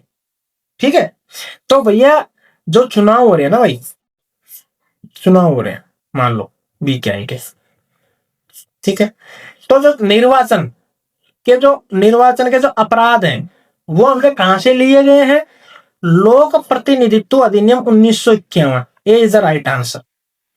इस नियम में जो भी अपराध माने जाएंगे ना, वो सारे अपराध यहां माने जाएंगे, यानी कि उसके उपबंध सारे लागू होंगे। किसमें?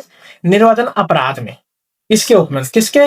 लोक प्रतिनिधित्व अधिनियम 1951 में बना था इसके। Right, A is the right answer. याद रखना इस बात को, 3 स्टार लगा लेना। अगला क्वेश्चन। राजस्थान नगर पालिका अधिनियम 2009 की धारा 28 के अनुसार यदि कोई व्यक्ति मिथ्या सूचना देता है, शपथ पत्र देता है, खतरनाक घोषणा कर देता है, तो उसे क्या दंड दिया जा सकता है? ठीक है भाई, क्या दंड देंगे उसको हम इसके लिए? तो ये कह रहा है कि भाई उसको 6 मास तक का कारावास हो सकता है अगर इसने गलत इंफॉर्मेशन दे दे तो। बिल्कुल स्टार लगा लेना। ठीक है, 6 माह तक का कारावास हो सकता है या उस पर जुर्माना लगाया जा सकता है। ठीक है, जुर्माना यानी बताया लेकिन लगभग 5,000 का जुर्माना है यहाँ पे, याद रखना इसको। ठीक है, जो ये दोनों भी करवाया जा सकता है, कारावास भी दे सकते हैं, जुर्माना भी दे सकते हैं। तो उपरोक्त सभी हो गए, D is the right answer. समझ गए? अगर कोई फॉल्स डिक्लेरेशन देता है,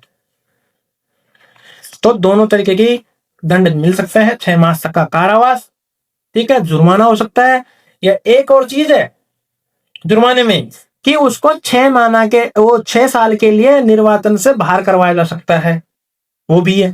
ठीक है, तो दोनों के दोनों राइट आंसर होंगे। ठीक, अगला क्वेश्चन। राजस्थान नगर पालिका अधिनियम 2009 के अनुसार धारा 29 किससे संबंधित है? तो धारा 29 है वो है भ्रष्टाचार से। ए इज द राइट आंसर। इसको हम भ्रष्ट आचरण भी बोलते हैं, भ्रष्ट आचरण, भ्रष्ट आचरण। समझ गए? ए इज द राइट आंसर, भ्रष्ट आचरण भी होगा। अगला क्वेश्चन। राजस्थान नगर पालिका अधिनियम 2009 की धारा 29 के अनुसार रिश्वत एवरी किसे माना जाएगा? ठीक है भाई, रिश्वत किसको माना जाएगा? तो देखो, अब देखिए ऑप्शन में, किसी व्यक्ति को परितोषण, ठीक है, लुभाव देना, उपहार गिफ्ट देना, दान या प्रतिफल देना, यानी भाई या तो कोई दान दे दो या बोल दो तू हमको ये वोट दे दे और हम तेरे को ये चीज दे देंगे, ये देना, अथवा वचन देना, तो ये तब रिश्वत के अंदर आएगा पहला। ठीक है, केवल धन देना भी आएगा, केवल उपहार देना भी आएगा। ठीक है, ये ए, बी और सी, इन सबको हम रिश्वत के अंदर माने जाएंगे। ठीक है, केवल प्रचार का चुनाव करना ये नहीं माना जाएगा। तो A B C is the right answer. आप जब देखोगे इसको खोल के, अगर रिश्वत किसे माना जाएगा, तो अगर उपहार देना, दान देना, ठीक है, प्रतिफल देना अथवा उसको वचन देना, तो इस हिसाब से इसका आंसर आपको ए हो जाएगा, ए इज द राइट आंसर, क्योंकि ए के अंदर ये सारे धन भी आ गए और उपहार भी आ गया। ठीक है, तो अगर अलग अलग नहीं लाए तो ए के अंदर हमारे सारी चीज आ गए कि भाई ए इज द राइट आंसर। जब आपको ऑप्शन मिलेगा तो वहां पे क्लियर कट अलग अलग मिलेंगे ये चीजें, क्योंकि हमने एक क्वेश्चन सेट किया है किताब को वो कीवर्ड पकड़ाता है, सारे के सारे कीवर्ड से समझ जाएंगे, तो A is the right answer. Right, अगला क्वेश्चन, राजस्थान नगर पालिका अधिनियम 2009 की धारा 29 की बात हो रही है के अनुसार निम्नलिखित में से कौन सा कार्य भ्रष्ट आचरण करप्ट प्रैक्टिस माना जाएगा। ठीक है, देखें अगली देखते हैं। किसी व्यक्ति को चुनाव लड़ने से रोकना, बिल्कुल भाई कोई चुनाव लड़ रहा है अगर आप उसको रोकते हो तो ये भी भ्रष्टाचार के अंदर माना जाएगा, ए इज द राइट अभी तक। बी, किसी उम्मीदवार को अपनी उम्मीदवारी वापस लेने के लिए प्रेरित करना। ठीक है भाई, अगर कोई चुनाव लड़ रहा है और उसने अपना नामांकन दे दिया तो उसको डरा धमका कर या लाभ देकर उसका मतदान वापस करवा रहे हो तो वो भी भ्रष्टाचार के अंदर आएगा। सी, मतदाता को मतदान करने से रोकना। ठीक है भाई, अगर किसी को आप वोट पे करने नहीं दे रहा, यानी कि रास्ते में कोई वोट करने जा रहा है और रास्ते में उसको पकड़ लिए आप इसके लिए, या मतदान से विरत रखने के लिए, या मतदान से अलग रहने के लिए, तो ये सारे के सारे हैं जो भ्रष्टाचार के अंदर आएंगे। D is the right answer. ठीक है, अगला क्वेश्चन, राजस्थान नगर पालिका अधिनियम 2009 की धारा 29 के अनुसार निम्नलिखित में से कौन सा कार्य भ्रष्ट आचरण माना जाएगा। ठीक है, भ्रष्टाचार के बारे में बात कर रहे हैं तो इसीलिए हम इसके कीवर्ड देख रहे हैं कि भाई आपको कौन कौन से मेन इंपोर्टेंट कीवर्ड पकड़ आएंगे जो कि भ्रष्टाचार के अंदर आएंगे। तो अगले देखते हैं। ए, किसी उम्मीदवार या उसके अभिकर्ता द्वारा किसी अन्य व्यक्ति की ओर से प्रत्यक्ष या अप्रत्यक्ष हस्तक्षेप। ठीक है भाई, कोई उम्मीदवार है या उसका एजेंट है या किसी के द्वारा प्रत्यक्ष या अप्रत्यक्ष रूप से हस्तक्षेप करेगा तो वही भ्रष्टाचार के अंदर आएगा। दूसरा, अगर किसी को सामाजिक बहिष्कार की हम जाति से बाहर कर देंगे इस तरीके कोई धमकी देता है वो भी भ्रष्टाचार में आएगा। देवी प्रकोप, अगर कोई डराता है कि भाई हम देवी से कुछ आपको करवा देंगे, देवी देवताओं से कुछ हम आपका खराब करवा देंगे, या आध्यात्मिक कोई धमकी देता है तो वो भी गलत है। तो D is the right answer. सारे के सारे ये भ्रष्टाचार के अंदर आते हैं। अब तक हमने 6 कंडीशन देख ली भ्रष्टाचार की 2 क्वेश्चनों में। अगला क्वेश्चन, राजस्थान नगर पालिका अधिनियम 2009 की धारा 29 के अनुसार निम्नलिखित में से कौन सा भ्रष्टाचार नहीं है। ठीक है भाई, भ्रष्टाचार नहीं है तो देखो कौन कौन सा नहीं है, इस्ता लगा लेना भाई इसके। एक है लोक नीति, पब्लिक पॉलिसी। अगर हम भाई चुनाव से पहले लोगों को बताएं कि भाई हम ये पॉलिसी है, हम इस पे काम करेंगे और इसकी घोषणा कर रहे हैं तो वो भ्रष्टाचार में नहीं आता। बी, लोक कार्रवाई, पब्लिक एक्शन का वचन देना, तो लोगों को बोलते भाई हम जीतने के बाद में ये काम करवाएंगे तो वो भी भ्रष्टाचार में नहीं आता। सी, किसी उम्मीदवार द्वारा ए और बी दोनों करना। ठीक है, तो उपरोक्त सभी D is the right answer. ये दोनों के दोनों ही नहीं आते भ्रष्टाचार में। एक्चुअल में ये आप कर सकते हो, इसके आपके पास अथॉरिटी होती है लोक कार्यवाही, पब्लिक एक्शन के घोषणा की, वचन देने की और पब्लिक पॉलिसी की घोषणा करने की। राइट, अगला क्वेश्चन, राजस्थान नगर पालिका अधिनियम 2009 की धारा 29 के अनुसार निम्नलिखित में से कौन सा कार्य भ्रष्ट आचरण माना जाएगा। ठीक है, क्या क्या है। ए ऑप्शन, किसी व्यक्ति के धर्म के आधार पर मतदान को प्रभावित करना। बिल्कुल, अगर धर्म के आधार पर कर रहे हो तो भ्रष्टाचार आएगा। बी, किसी व्यक्ति के मूल वंश, जाति, समुदाय या भाषा के आधार पर अगर मतदान को प्रभावित कर रहे हो तो भी भ्रष्टाचार के अंदर आओगे आप। सी, निर्वाचन में अनुचित हस्तक्षेप। ठीक है भाई, निर्वाचन हो रहा है वहां आप लड़ाई दंगे करवा रहे हो या फिर आप डरा धमका रहे हो या गलत तरीके से लोगों को प्रकोप कर रहे हो तो D is the right answer. सारे के सारे सही होंगे, आप भ्रष्टाचार के अंदर आ जाओगे। ठीक, अगला क्वेश्चन, राजस्थान नगर पालिका अधिनियम 2009 की धारा 29 के अनुसार निम्नलिखित में से कौन सा कार्य भ्रष्ट आचरण माना जाएगा। ठीक है भाई, भ्रष्टाचार की ही हम बात कर रहे हैं 29 धारा में। क्या है। पहला, धार्मिक प्रतीकों का उपयोग करना। बिल्कुल, अगर आप भाई चुनाव के अंदर किसी भी धर्म का यूज कर रहे हो तो वो भ्रष्टाचार में आएगा। बी, राष्ट्रीय प्रतीकों को, जैसे भाई राष्ट्रीय ध्वज हो गया, ठीक है, या लाल किला हो गया, या कोई भी राष्ट्रीय प्रॉपर्टी है, प्रतीक है, तो चुनाव में उपयोग करना बिल्कुल गलत है। जैसे कि मान लो आप देशवासी के नाम पे जैसे चुनाव कर रहे हो और आप भारतीय के नाम से या किसी हिंदुत्व का नाम से, धर्म के नाम से अगर आप वोट मांग रहे हो तो ये भ्रष्टाचार के अंदर आएगा। ठीक है। सी, किसी उम्मीदवार द्वारा ए और बी दोनों उपयोग करना। ठीक है, अगर कोई दोनों उपयोग कर रहे हैं तो भ्रष्ट आचरण के अंदर आएगा। तो उपरोक्त Shri D is the right answer. तो ध्यान रखना, स्टार लगा लेना। क्यों?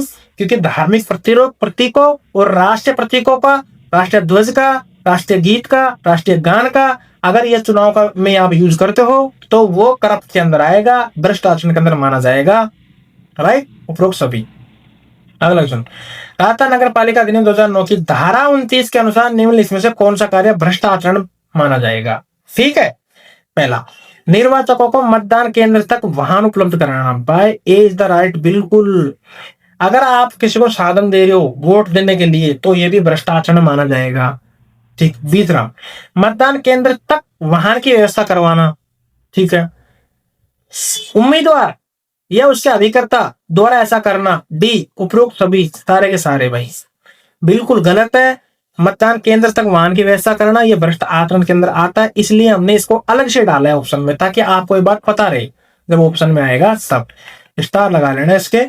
ये अगर आप साधनों के व्हीकल्स की व्यवस्था कर रहे हो तो ये गलत है, ये भ्रष्ट आचरण में आएगा। राइट, अगला क्वेश्चन, राजस्थान नगर पालिका अधिनियम 2009 की धारा 29 के अनुसार इनमें कौन सा कार्य भ्रष्ट आचरण में आएगा? तीसरे भ्रष्ट आचरण पूछा है, क्या है देखते हैं। ए, निर्वाचन कार्य में लगे अधिकारियों का सहयोग लेना। ठीक है, अगर कोई सहयोग लेता है अधिकारियों का तो वो भ्रष्ट आचरण में आएगा। बी, पुलिस बल का उपयोग करवा रहा है, आबकारी अधिकारी का उपयोग करवा रहा है, पटवारी का चुनाव में सहयोग लेना, ये भी भ्रष्ट आचरण में आएगा। सी, उम्मीदवार या अभिकर्ता द्वारा ऐसा करना, ये उपरोक्त सभी। डी, सबके सब ऑप्शन अगर ऐसा हुआ, यानी कि या तो उम्मीदवार है या उम्मीदवार का एजेंट करवा रहा है तो भी ये भ्रष्ट आचरण के अंदर माना जाएगा। भाई कोई भी अधिकार में अगर पोलिंग बूथ पे किसी की ड्यूटी लग रही है, अगर आप उसका हेल्प ले रहे हो किसी भी तरीके से तो यह भ्रष्ट आचरण माना जाएगा भाई। ठीक है, अगला क्वेश्चन, राजस्थान नगर पालिका अधिनियम 2009 के अनुसार धारा 30 किससे संबंधित है? अब भाई भ्रष्ट आचरण में देख लिए तो धारा 30 होगा, वो होगा निर्वाचन संबंधित सिविल न्यायालय की आधिकारिकता का version. A is the right answer. 30 क्या है? ठीक है, सिविल न्यायालय की आधिकारिकता का वर्तन, निर्वाचन संबंधी मामले। ठीक है, आप इसको याद रखो, निर्वाचन संबंधी मामले। ये इज द राइट आंसर। ठीक है, अब आगे देखेंगे देखिए। ठीक है, यानी कि निर्वाचन इलेक्शन से संबंधित की कंप्लेंट हम कहां करवा सकते हैं? ठीक है, क्या जिला न्यायाधीश में करवा सकते हैं क्या? ठीक है, जिला न्यायालय में। तो ये सारे कंडीशन है। तो क्या है? निर्वाचन संबंधी मामले हैं, सिविल न्यायालय से रिलेटेड है। किससे? सिविल से। ए इज द राइट आंसर।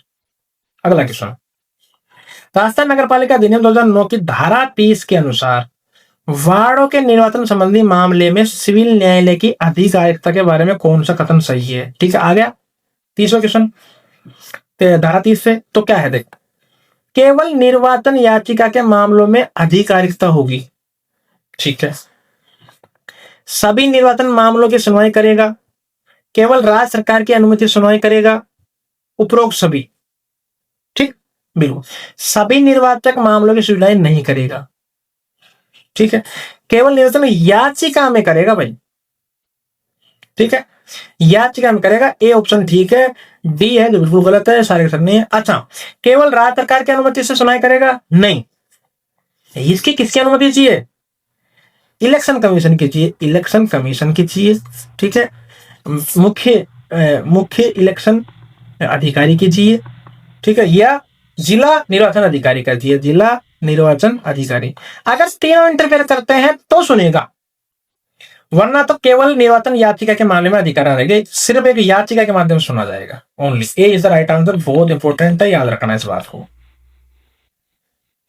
अगला क्वेश्चन, राजस्थान नगर पालिका अधिनियम 2009 के अनुसार धारा 31 किससे संबंधित है? तो धारा 31 है जो निर्वाचन याचिका से संबंधित है। A is the right answer. इसी से ही सिविल न्यायालय हमारा सुन सकता है, सिविल न्यायालय, सिविल कोर्ट के अंदर जा सकते हैं। डायरेक्ट हम कंप्लेंट नहीं कर सकते निर्वाचन के मामलों की। कब कंप्लेंट कर सकते हैं? जब तीन हमारे पास हो, कौन? या तो इलेक्शन कमीशन, या मुख्य निर्वाचन अधिकारी, या जिला निर्वाचन अधिकारी। ये तीनों इंटरफेयर करे तो सुनेगा। और अगर हम डायरेक्ट करना चाहे तो निर्वाचन याचिका कर सकते हैं। तो ये किसमें है? धारा 31 में निर्वाचन याचिका। बहुत इंपॉर्टेंट है, याद रखना इस बात को। अगला क्वेश्चन, राजस्थान नगर पालिका अधिनियम 2009 की धारा 31 के अनुसार निर्वाचन याचिका जिला न्यायाधीश के समक्ष कब तक प्रस्तुत की जा सकती है? ठीक है भैया, ये ध्यान रखना कि कितने दिन के भीतर जिला न्यायालय में याचिका हम दे सकते हैं। तो ये टाइम हमारे पास क्या होगा, कितना दिन का होगा हमारे पास? ये हमारे पास जो टाइम होगा वो होगा लगभग 1 माह के भीतर। ठीक है, क्या होगा? 1 माह के भीतर। कब से? जब से चुनाव होगा। तो चुनाव की तारीख से 1 माह के भीतर हम याचिका दे सकते हैं।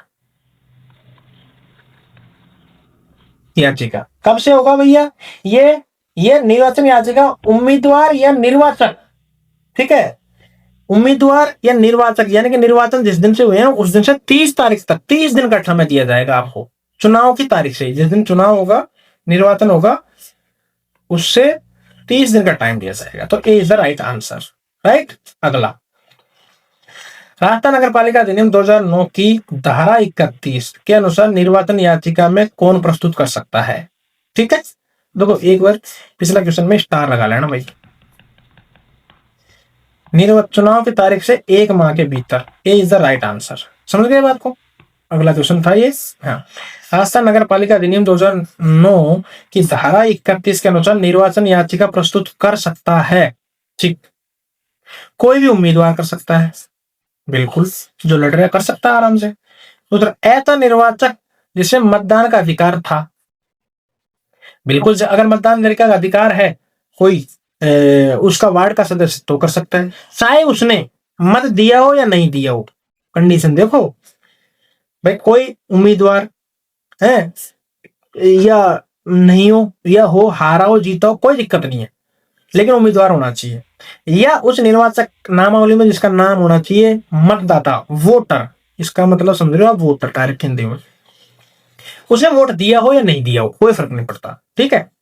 तीसरा है केवल निर्वाचक उम्मीदवार, तो ये बिल्कुल है नहीं, निर्वाचक उम्मीदवार भी दे सकता है लेकिन केवल नहीं दे सकता कि भाई सिर्फ ये दे सकता। तो सी और बी, ए आंसर होगा, सी इज द ए और बी।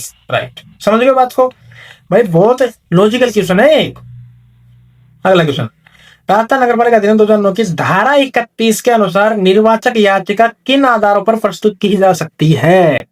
ठीक है, अब देखो भाई, ए, निर्वाचक उम्मीदवार निर्हित था यानी कि अयोग्य था, जो भी वे निर्वाचित था, कोई ने इलेक्शन लड़ा, अगर वो उम्मीदवार अयोग्य था, धारा 29 के अंतर्गत भ्रष्टाचार हो गया होगा उसका, मान के चलो, तो भी याद क्या लगा सकते हैं हम। बी, नामांकन पत्र पर अनुचित खारिज व अनुचित स्वीकृति। भाई नामांकन पत्र है, अगर किसी का बिना कारण के कैंसिल कर दिया हो, या किसी का नामांकन गलत होते हुए भी उसको एक्सेप्ट कर लिया हो, तो उस तरीके से भी याचिका दे सकते हैं हम। सी, मतों की अनुचित ग्रहण है स्वीकार, भाई गलत तरीके से मतदान करवा लिया गया हो, अधिनियम के उपबंधों को पालना नहीं की गई हो, वैध मतों का बहुमत प्राप्त होना। ठीक है। डी, यदि भ्रष्टाचार न हुआ होता तो कोई अन्य उम्मीदवार निर्वाचित हो जाता। इस कारण से भी दे सकते हैं। और कब तक दे सकते हैं? 30 दिन के भीतर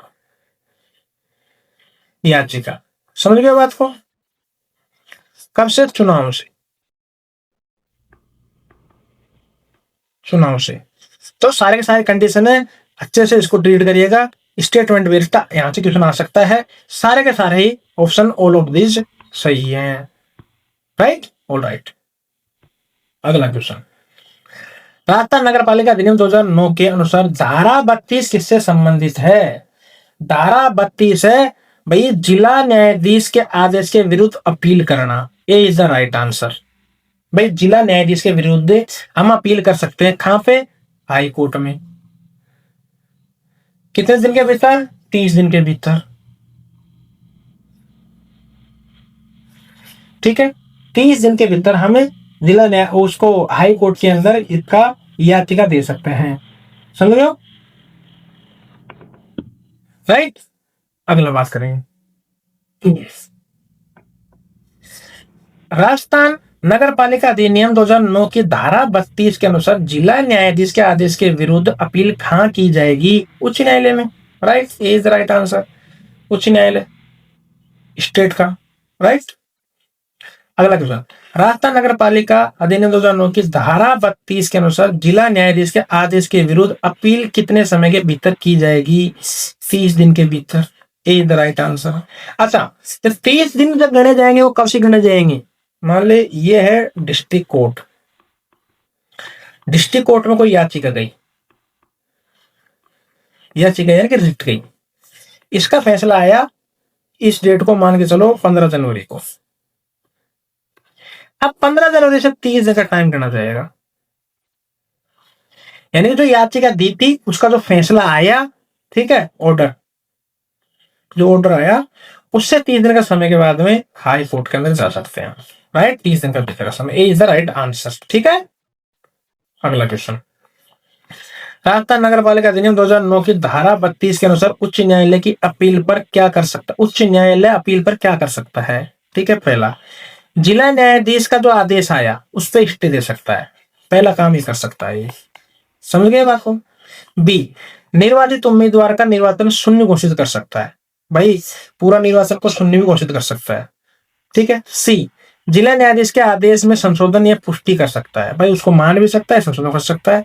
D is the all of this, सारे के सारे ऑप्शन सही हैं, कुछ भी चीज कर सकती है, लेकिन ये जो लैंग्वेज है, जो फैक्ट है, बिल्कुल लॉजिकल है। आप इसको पढ़ोगे तो आपको समझ आएगा कि भाई उच्च न्यायालय क्या क्या कर सकता है।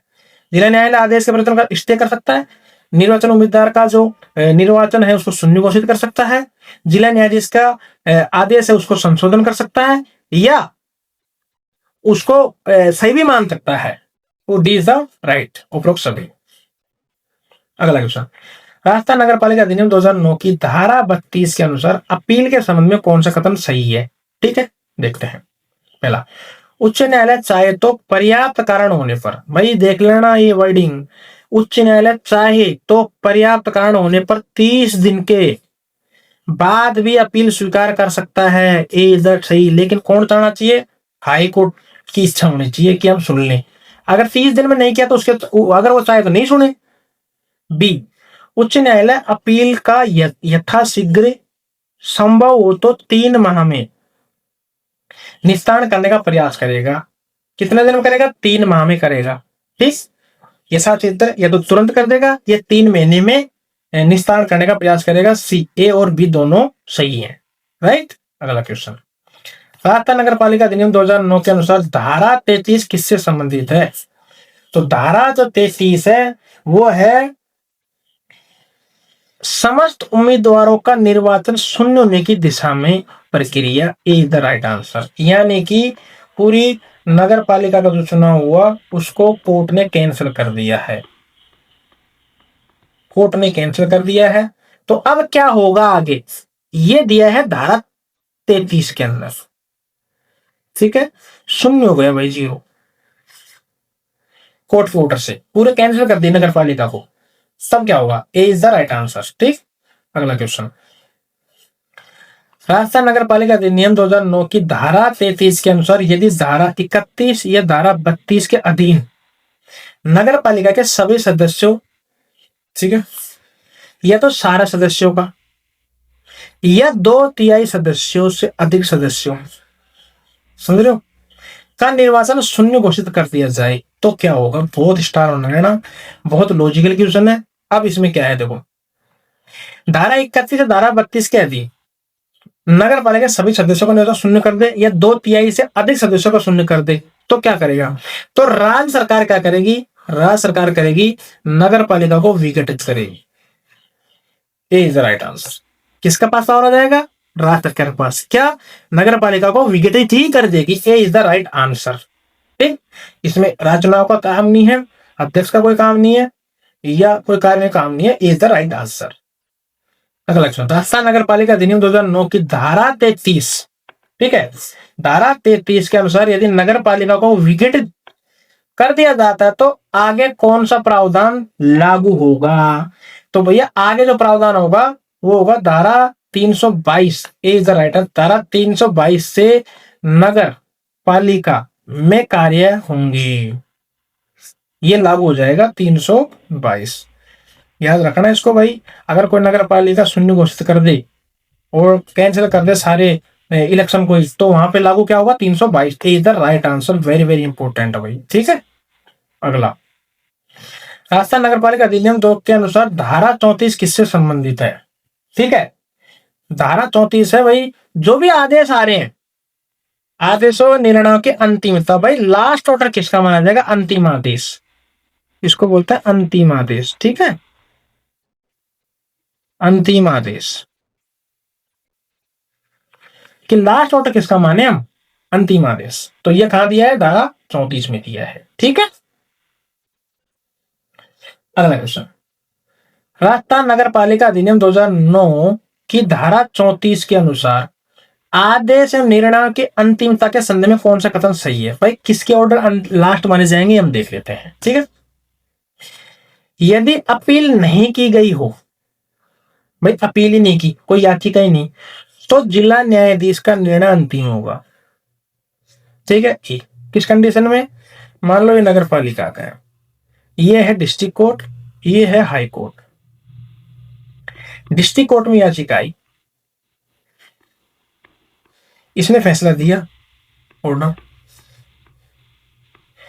अब इस ऑर्डर के खिलाफ कोई हाई कोर्ट में गया ही नहीं, अगर नहीं गया तो ये जो जिला न्यायाधीश का निर्णय अंतिम हो जाएगा।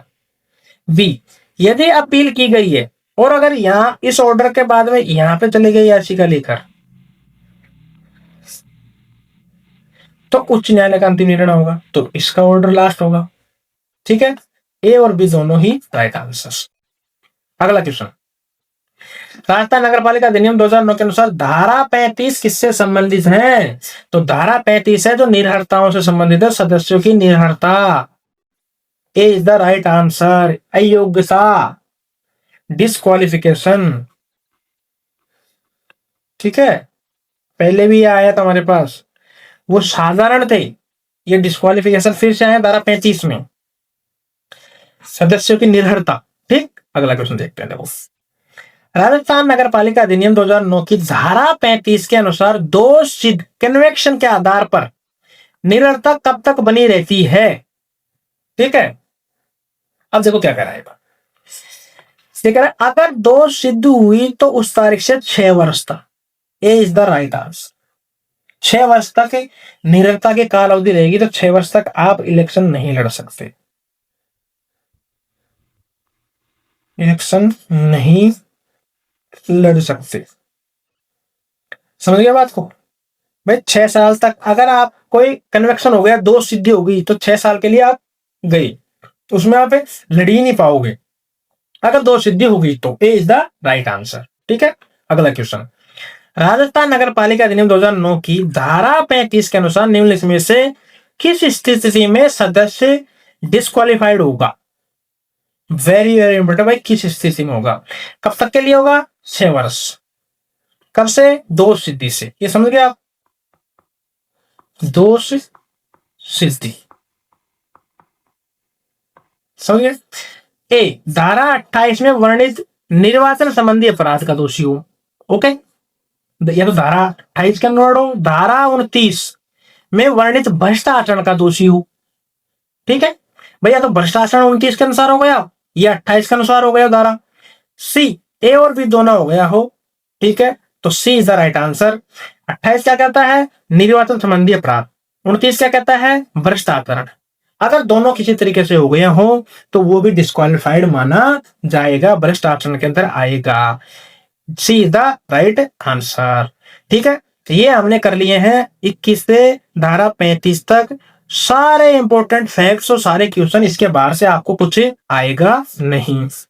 और आप ये चेक करो कि भाई धारा वाइज जब हम क्वेश्चन कर रहे हैं, धारा 5 से 20, 21 से 35, इसके अलावा इन धाराओं में कोई क्वेश्चन बचते नहीं है। और हम लास्ट में क्या करेंगे, एक क्लास लेंगे, मास्टर क्लास, ठीक है, मास्टर क्लास, उसमें हम पूरी धाराओं को याद करवाएंगे, एक से पूरी की पूरी धाराएं याद करेंगे इंपॉर्टेंट जो भी, उसके बाद में सारे नियम हम एक एक धारा में याद करेंगे, जो कि लाइव भी होगा और एक बड़ी क्लास के थ्रू होगा, ठीक है।